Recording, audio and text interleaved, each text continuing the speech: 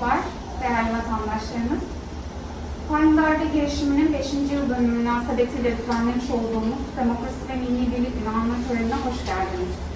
Yüksek müsaadenizle aranızda Amerika dostlarımızla bulunduğundan programın akışına İngilizce gerçekleştirmek istiyorum. Dear guests, ladies and gentlemen, today marks the 5th anniversary of Turkish Masons' victory against the coup attempt of July 15, 2016. We're honored by your presence. Thank you for your solidarity. 5 years ago today, the coup attempt was thwarted by the Turkish people from all walks of life. People took the streets and stood bravely in front of the tanks defending Turkish democracy, freedom, and the constitutional order. To honor and commemorate the fallen, we're gathered here today. The treachery that our nation has faced on July 15, 2016 unified our nation even further. The resolve of the Turkish people in the face of FETÖ's coup attempt underscores our nation's faith in and loyalty to democratic institutions of governance. To deliver her remarks today, I'd like to invite Consul General Ceylan Özanerişan to the stage. Değerli konuklar, değerli dostlar, honorable guests, dear friends and colleagues, I thank you all for coming today. This thanks is very much heartfelt, since your support and solidarity with us in this very important day is truly invaluable. I know that those who are not physically here today are actually with us through their hearts and minds. I particularly mean our Turkish community when I say that. Our pandemic-related restrictions have been easing both in Turkey and in the United States, so most of our Turkish-American community have been rushing to Turkey, to their beloved home country, to spend some time there while they can. As a matter of fact, this is what defines Turkish people. Whichever part of the world they live in, no matter how nice and favorable the environment is, like here in the United States, whichever walk of life they have taken or whatever political stance they have chosen, love and passion for their homeland and their people are indispensable elements of Turkish identity. And they can enjoy this identity without any restrictions, because since eternity, Turks have lived free and will live free. Whoever attempts to chain them will be judged, to say the least, their mental abilities. In Turkish we say, ben ezelden beridir hür yaşadım, hür yaşarım. This must be one of the most frequently quoted lines of our national anthem. When I say all these, on the other hand, I'm very much aware of the fact that there are a few, but only a few, who would just lie to the face of the American politicians and the public by saying just the opposite. Having failed terribly in their attempt 5 years ago to destroy Turkey's democracy and national freedom from within, these few are desperately trying today to do the same externally by undermining Turkey's relations with its allies and friends. They will not succeed, nor will their post-truth tactics. But who are these people really, and why are they the way they are? The answer is this.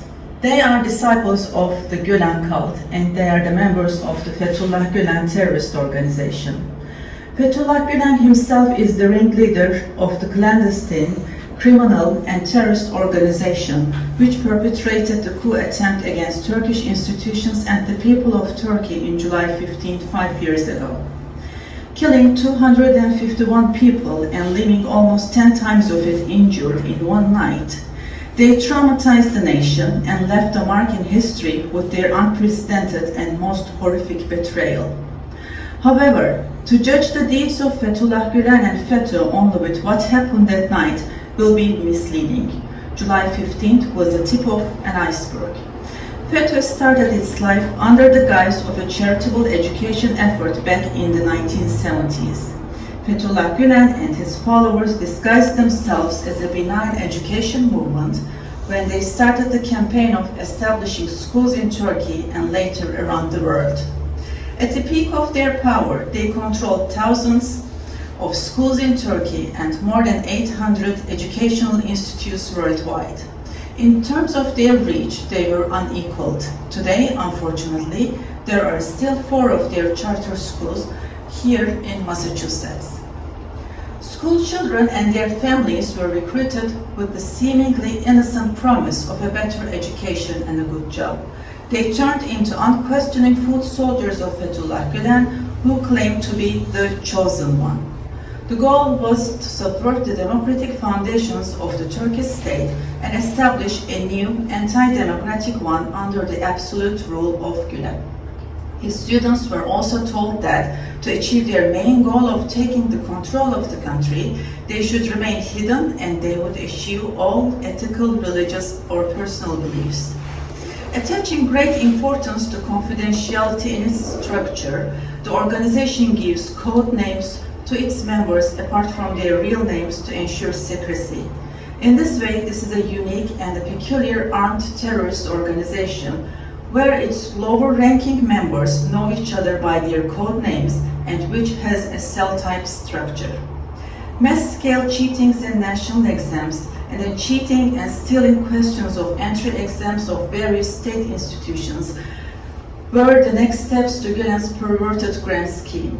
To this day, there are still many ongoing investigations into mass-scale exam frauds in Turkey, including the police academy, military schools, and other governmental jobs. The organization also established media houses to shape the public opinion for and against any person, group, or idea. Many people in Turkey who saw the organization for what it really was got lynched through these media houses. These media houses became the focal point of actions taken against journalists, academicians, bureaucrats, and military officers who opposed them or tried to expose them. They were lynched and purged. As the organization became more affluent, it started meddling in business transactions and government tender processes, laundering enormous sums of money, arranging illegal transfers of cash, and other financial crimes became business as usual. Illegal wiretapping, fabricating evidence, unlawful arrest, thereby intimidating and blackmailing a large segment of the society, including politicians, business people, journalists, even athletes and artists turned out to be their everyday tactics. July 15th coup attempt, on the other hand, was plotted at the time when the government had discovered and listed most of the so-called military personnel who were actually recruits of FETÖ and thus was getting ready to dismiss them. In other words, July 15th was a desperate final move of Fethullah Gülen and his followers to keep control in place in Turkey and hijack the country by illegally and violently grab of power and authority. They could not succeed. Courage of the Turkish nation and its unshattered belief in freedom and justice stayed in the way of this heinous attempt. It was fated to fail, and it did. However, indoctrination of FETÖ members and the disciples of Gülen's cult still run up to date, and Gülen himself passes on his instructions to his followers in overseas, including to those in the United States. These followers can come in different shapes and types, meaning, for example, disguised as humble workers of charities or very ambitious celebrity athletes, etc. Whichever mask they put on, one very strong strain is common though. They do not care about upholding the constitution or the legal system of the country they live in, and their loyalty is not and will never be to that country or to their people. They do not believe in equality, justice, or democracy. The strong and fundamental values and principles that bind us together as humans, as Turkish or American citizens, do not bother them at all. They pay lip service to those values and principles when they see they need to for their malicious aims or when they are instructed as such by Fethullah Gülen himself. Being hypnotized since very young age, their only loyalty is to their cult leader, who is a very power-thirsty man and who has been projecting his own delusional self-image as the Imam of the universe. The danger of more children being hypnotized and brainwashed has stopped within Turkey as part of our fight against this very sui generis type of terrorism. However, we still hear about those FETÖ members and Gülen disciples walking around in public or amongst school kids under such pretexts as free sports camps or giving interviews to the local media, etc. abroad. Once the disguise is rubbed off, on the other hand, one can clearly see their original intention, which is to run a smear campaign against Turkey in the short run, and to invest in gaining more recruits for their cult in the long run. In my opinion, the bigger danger between these two lies in the long-term goals because it aims the children. FETÖ also abuses asylum mechanisms through the applications of its members, despite the fact that they are not eligible to be granted asylum. Hence, applications are based on false allegations and bring an unreasonable political, financial, and social burden upon the countries. In Turkey, the perpetrators of the 15th of July coup attempt have been brought to justice. FETÖ's organizational structure within the governmental institutions has been unveiled. Its attempts to spread across all areas of the economy via its shell entities, particularly in the education, media, and banking sectors, have been thwarted.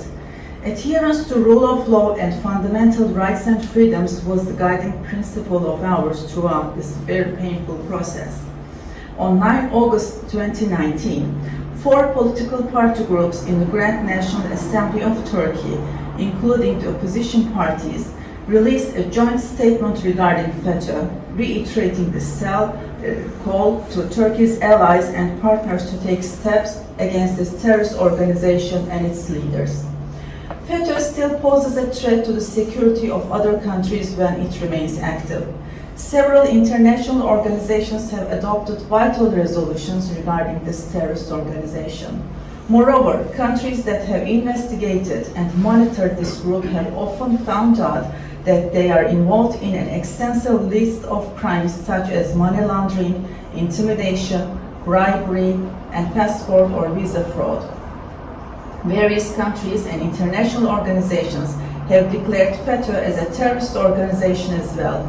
FETÖ-affiliated schools and education centers in 42 countries were closed down or taken over by the relevant local authorities.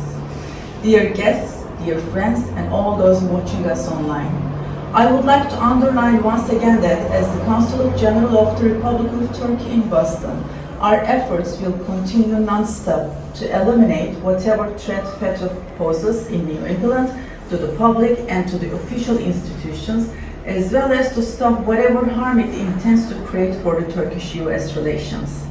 Creating and raising awareness among our American friends regarding the danger of FETÖ is a big part of these efforts, and it is also our duty.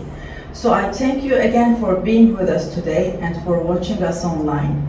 Our doors will always be open for you and for anyone who is willing to learn the naked truths of Fethullah Gülen terrorist organization.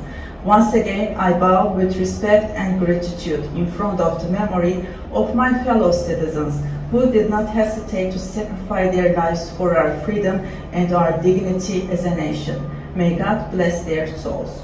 15 Temmuz şehitlerimizin ruhları şad olsun. Thank you.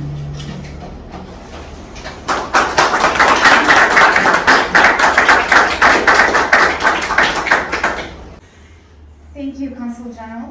This concludes our commemoration ceremony. We would like to thank you all for participating. The photos of the struggle of the Turkish people against the coup plotters are extraordinary. We invite you to take a look at the exhibition that we have. Thank you.